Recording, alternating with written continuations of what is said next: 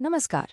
कैसा हो अगर हम डायबिटीज को एक रोज की लड़ाई की तरह ना देखें, अगर हम इसे एक बातचीत समझें, एक ऐसी बातचीत जो हमारा शरीर हमसे करने की कोशिश कर रहा है। आज हम इसी बातचीत को समझने वाले हैं, हमारे मन, हमारे शरीर और हमारी रोजमर्रा की आदतों के बीच के उस गहरे कनेक्शन को। बस ये एक सोच, पता है, सब कुछ बदल सकती है।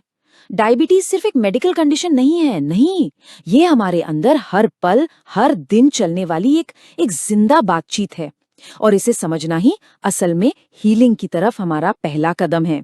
तो चलिए इसके असर को सही मायनों में समझने के लिए हम क्लिनिक की चारदीवारी से बाहर निकलते हैं और घर के दिल में झांकते हैं। देखिए, जब परिवार में किसी एक को डायबिटीज होती है ना, तो घर का जो दिल होता है, यानी हमारी रसोई, वो बदल जाती है। अचानक से खाना जो कभी खुशी का जरिया था, वो चिंता और हिसाब किताब की चीज बन जाता है।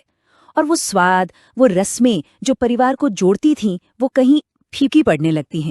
और फिर धीरे धीरे घर की जो एक अपनी लय होती है, वो एक नई घड़ी के हिसाब से चलने लगती है। खाने का सही वक्त, दवाइयों की याद दिलाना, शुगर चेक करना, ये जरूरतें सिर्फ एक इंसान की नहीं रहती, बल्कि पूरे घर के लिए दिन का एक नया ताल बना देती हैं। और इन सब के बीच अंदर ही अंदर एक खामोश फिक्र पलती रहती है। कॉम्प्लिकेशंस का डर, हर निवाले के साथ जुड़ा एक हल्का सा अपराध बोध, और वो लगातार की चिंता, ये सब मिलकर एक ऐसा इमोशनल बोझ बन जाता है जिसे अक्सर जाहिर भी नहीं किया जाता। हम इसका असर तो समझ रहे हैं, लेकिन इसे मैनेज करने का जो आम तरीका है, क्या वो वाकई समस्या की जड़ तक पहुंच रहा है? चलिए देखते हैं। ये सबसे जरूरी सवाल है। हम सब ग्लूकोमीटर के नंबर्स पर इतना ज्यादा ध्यान देते हैं, लेकिन क्या हो अगर वो नंबर्स एक बहुत गहरी कहानी का सिर्फ आखिरी पन्ना हो और हम पूरी कहानी पढ़ने से ही चूक रहे हों? सिर्फ ब्लड शुगर पर फोकस करना, जानते कैसा है?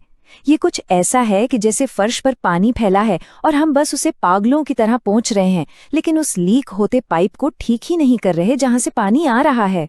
हम सिर्फ लक्षण का इलाज कर रहे हैं, समस्या की असली जड़ का नहीं। इस असली जड़ का एक नाम है सिस्टेमिक असंतुलन। ये तब होता है जब हमारा पुराना तनाव, इंसुलिन का काम करने का तरीका और हमारी रोज की आदतें, ये सब मिलकर एक नेगेटिव साइकिल बना देते हैं। ये वही फंसे होने का एहसास है जिसे कई लोग पहचानते तो हैं, पर शायद नाम नहीं दे पाते।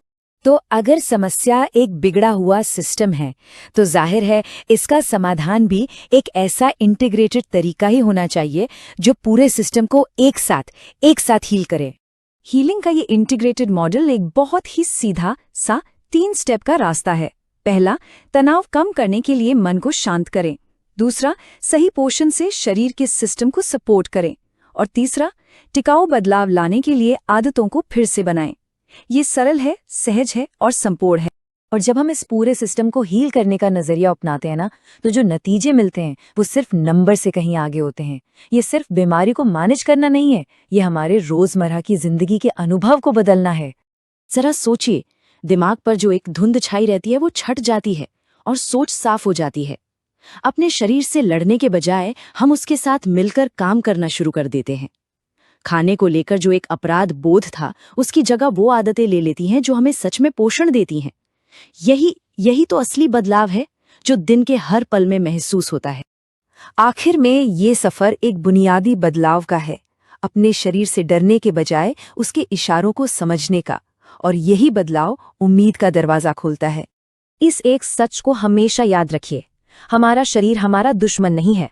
वो हमसे बात करने की कोशिश कर रहा है, वो चाहता है कि उसे समझा जाए। और हीलिंग का असली सफर उम्मीद और आत्मकरुणा की इसी भावना से शुरू होता है। अगर आप अपने शरीर के साथ ये बातचीत फिर से शुरू करने के लिए तैयार हैं, तो समझने का आपका सफर यहाँ से शुरू होता है। आज हमने जो बात की वो सिर्फ एक शुरुआत है।